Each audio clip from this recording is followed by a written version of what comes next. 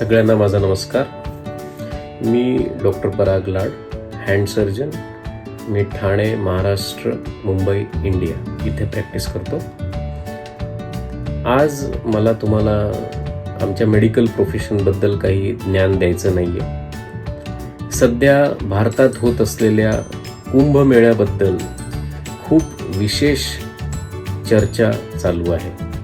आपण प्रत्येक न्यूज चॅनलवर, आपण न्यूज पेपरमध्ये कुंभमेळ्याबद्दल भरपूर काही वाचतोय, बघतोय, ऐकतोय.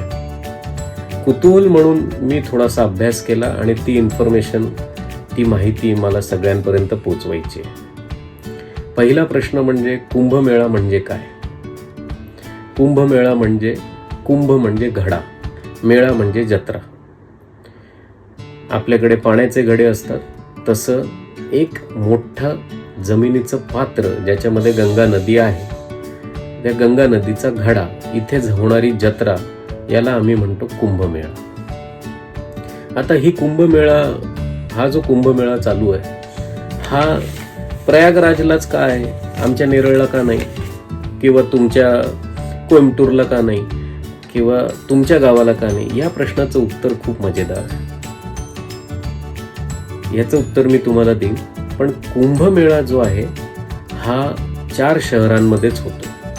एक आहे प्रयागराज, दुसरा आहे हरिद्वार, तिसरा आहे नाशिक आणि चौथा आहे उज्जैन. 4 प्रकारचे कुंभमेळा असतात. पहिलं असतं पूर्ण कुंभमेळा, जे 12 वर्षातनं एकदा येतं. दुसरं असतं अर्ध कुंभमेळा, जे 6 वर्षातनं एकदा येतं. चौथं असतं कुंभमेळा, जे 4 वर्षातनं एकदा येतं. आणि मेन असतं ते महाकुंभमेळा, जे 144 वर्षातनं एकदा येतं. म्हणजे पहिलं आहे पूर्ण कुंभमेळा, जे 12 वर्षातनं येतं. दुसरं आहे अर्ध कुंभमेळा, जे 6 वर्षातनं एकदा.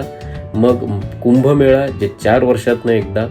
आणि चौथं महाकुंभमेळा, जे 144 वर्षातनं येतं. आता हे या 4 शहरांमध्ये का होतं, याची एक सुंदर स्टोरी आहे. देवदेवतांच्या कालावधीमध्ये देवदेवतांचे आणि राक्षसांची भांडणं व्हायची, त्यांच्यामध्ये युद्ध व्हायचं. एकदा कुठल्या तरी कारणाने देवर्षा ऋषी, श्रीमद भागवत मध्ये असं लिहिलंय की देवर्षा ऋषींना डिस्टर्ब झाल्यामुळे त्यांनी देवदेवतांना एक शाप दिला होता की तुमची ताकद राक्षसांपुढे कमी होणार. या भीतीपोटी सगळे देवगण विष्णू देवाकडे गेले आणि त्यांनी त्याला विचारलं की बाबा, याच्यातनं, हा शाप मधनं आम्ही मुक्त कसं होऊ?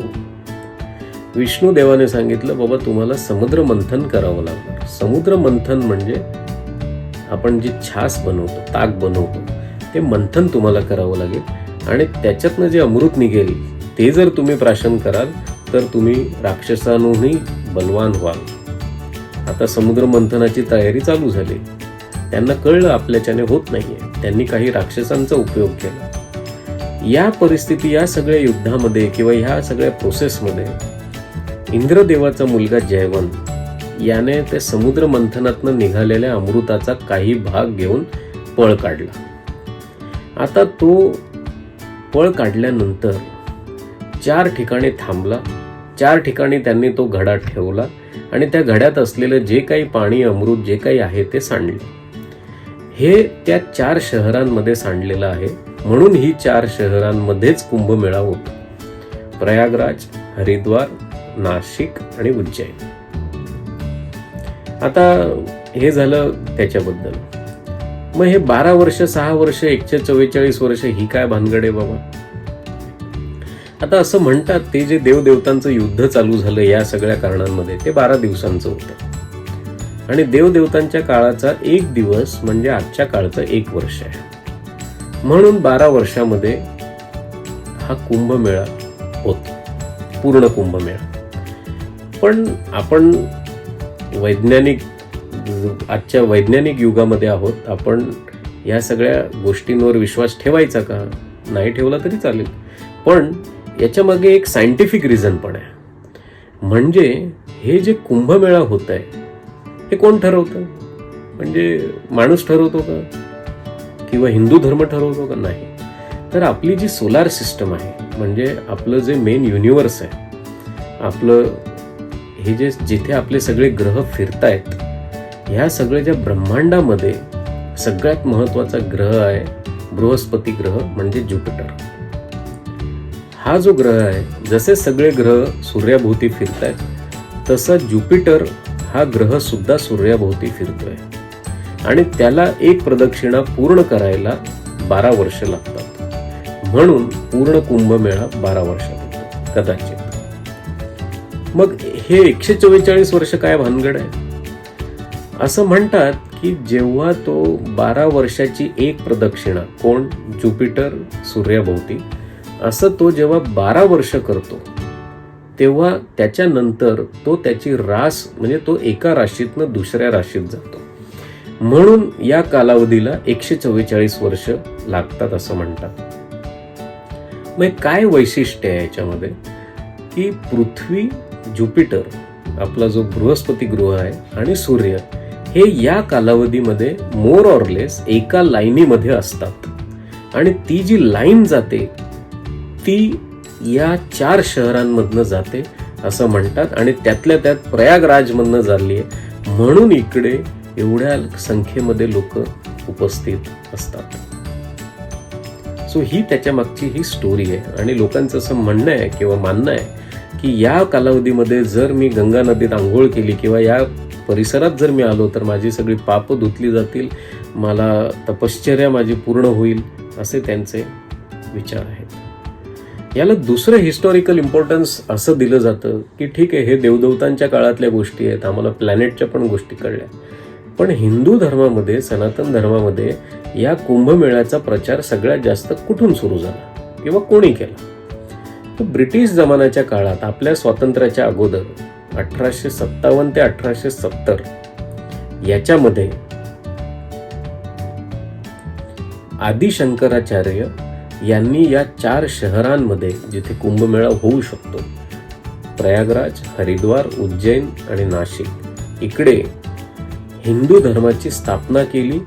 आणि त्या जागी त्यांना असं वाटलं, जर मला हिंदू धर्मातल्या लोकांना एकत्र करायचं असेल तर जर मी अशा रिलिजियस प्लेसेस, म्हणजे अशा ज्या काही देवदेवतांच्या स्थळं असतील, जागा असतील, तिथे जर मी लोकांना बोलवलं तर लोक आवडीने येतील आणि मला हिंदू धर्माचा प्रचार करता येईल.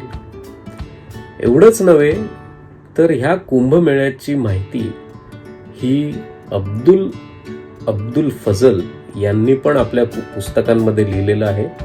त्याच्यानंतर चायनीज, कोरियन अशा वेगवेगळ्या भाषांच्या ग्रंथांमध्ये सुद्धा कुंभमेळ्याचा उल्लेख झालेला आहे. अगदी लेटेस्ट सांगायचं म्हटलं तर 2013 मध्ये, म्हणजे आजपासून 12 वर्षापूर्वी जो कुंभमेळा झाला होता, तेव्हा जवळजवळ 12 करोड लोक आली होती. आणि 2025 मध्ये आपल्या भारताचे सन्माननीय पंतप्रधान नरेंद्र मोदीजी आणि उत्तर प्रदेशचे मुख्यमंत्री माननीय योगीजी यांच्या नेतृत्वाखाली असं म्हणतात की 40 करोड लोक प्रयागराजला व्हिजिट करणार आहेत. म्हणजे 40 करोड लोक, म्हणजे US पॉप्युलेशनपेक्षाही जास्त लोक या कुंभमेळ्याला व्हिजिट करणार आहेत. चौथं एक महत्वाचं मला कळलं, म्हणजे जेव्हा नासा किंवा इस्रो अशी जी काही महत्वाची आपले सॅटेलाइट बनवणारी आणि अभ्यास करणाऱ्या ज्या संस्था आहेत, यांनी जेव्हा स्पेसमधनं, अंतराळातनं पृथ्वीचे फोटो काढले, तेव्हा या कुंभमेळ्याचे फोटो एक विशेष म्हणून आलेले आहेत की जिथे सगळ्यात जास्त मानवी मेळा, मानवी जत्रा, माणसांचं गॅदरिंग तिथे लक्षात आलेलं आहे. सो ही कुंभमेळ्याची माहिती मला काही कारणास्तव, म्हणजे मी वाचत आलो आणि मी असा विचार केला की या सगळ्या लोकांतर्फे म्हणजे तुम्हाला सुद्धा पोचवावी. दरवेळी मी हँड सर्जरीबद्दल किंवा मेडिकल टर्मिनॉलॉजीजचे व्हिडिओ टाकत असतो, बनवत असतो, पण मला कुंभमेळ्याबद्दल माहिती जरा सांगायची होती. याच्या व्यतिरिक्तही काही तुम्हाला ऐकायचं असेल, वाचायचं असेल तर हा जो व्हिडिओ मी तुम्हाला बनवला आहे तो गुगल, विकिपीडिया आणि काही माझे जे सिनियर मित्र आहेत, जे डॉक्टर्स आहेत, प्रयागराजमध्ये प्रॅक्टिस करतायत किंवा UPमध्ये प्रॅक्टिस करतायत, त्यांच्याकडनं मी काढली. प्लस जरूर मला एक डिस्क्लोजर मेन्शन करायचं आहे की मिस्टर सुमित पाटील यांचा एक यूट्यूबवर अतिशय सुंदर व्हिडिओ आहे. ही इन्फॉर्मेशन मी त्याच्यातनं पण काढलेली आहे, त्या व्हिडिओतनं पण घेतलेली आहे. तुमच्या घरात असलेल्या लहान मुलांना, धाकट्यांना, ज्यांना आजकालच्या जनरेशनला खूप कमी इंटरेस्ट असतो, त्यांना हा व्हिडिओ जरूर ऐकवा आणि आवडला असेल तर जरूर लोकांना शेअर करा. काही इन्फॉर्मेशन याच्यात शतशः खरी नसेल, पण चुकीची नक्कीच नाही आहे आणि ती कदाचित इनकम्प्लीट असेल, ती अपूर्ण असेल. तर तुम्ही बाकीचे इन्फॉर्मेशन जरूर वाचा. वेळ मिळाला तर प्रयागराज जरूर व्हिजिट करा आणि तर आपल्याला सध्या जो महाकुंभमेळा, जो आपल्या आयुष्यात परत कधीही येणार नाही, हा क्षण अनुभवा. सगळ्यांना माझा नमस्कार. थँक्यू.